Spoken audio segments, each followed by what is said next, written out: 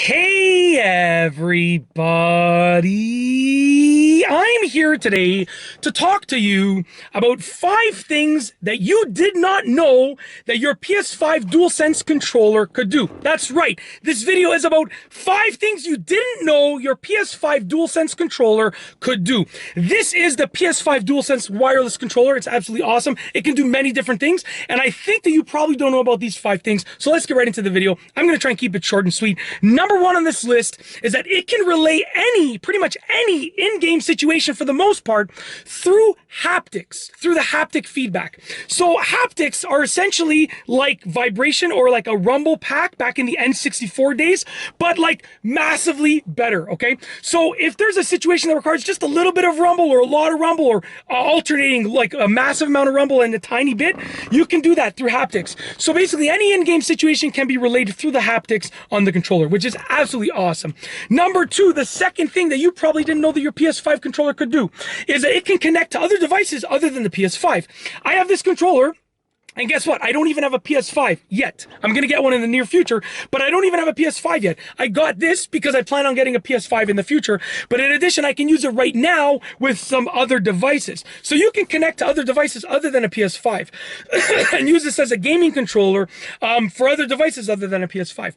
Number 3 on this list is that it can make use of motion controls through an accelerometer and a gyroscope.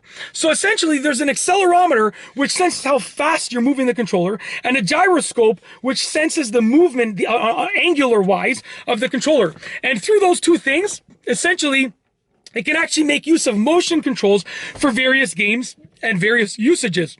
Sorry, I'm getting a little bit of indigestion. I do apologize. But through those two things, it can sort of make sense of the motion controls that you're doing with the controller, which is great. Lots of systems have that, but you probably didn't know that about the controller. Number 4 in this list is that it has a great touchpad and great touchpad support. Right here, believe it or not, this is a touchpad, and it offers touchpad support. Similar to the PS4 controller, but I think that this one is a lot better when you look at it. In my opinion, it just looks a lot better. I never owned a PS4 controller, but I've used quite a few of them, and I like the feel of this one better. I think, if I remember right, the PS4 one was a little bit more grippy, probably because it had to be for the technology to sensor touch. This one is much smoother, which means it's not going to get nearly as dirty. So it has great touchpad support and a great touchpad to go with it. Lastly on this list is number 5, which is that it can use the same charging cables as so many of your other devices. So right here is, obviously you can charge it through the charging dock, okay? But right up here is a charging port, which is just a standard USB Type-C charging port. So you probably have tons of devices that use USB-C charging ports right now. So you probably have like 10 different cables lying around. What I do, and obviously it's better to use authentic first-party cables, but like for myself, I use one cable that I got with a Samsung Galaxy tablet, I believe.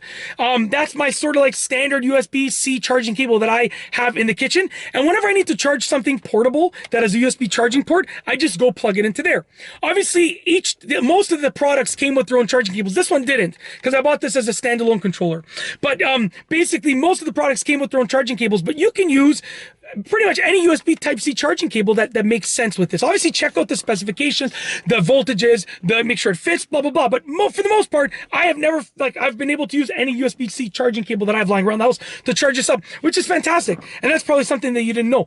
You can make use of any charging cable that works with this. And you probably have lots of them lying around because of your other devices. But that's it. Those are 5 things that you didn't know your PS5 DualSense controller could do. If you like this video, please be sure to give it a thumbs up. Let me know what you think down below as a comment. And of course, be sure to subscribe for more great videos just like this one.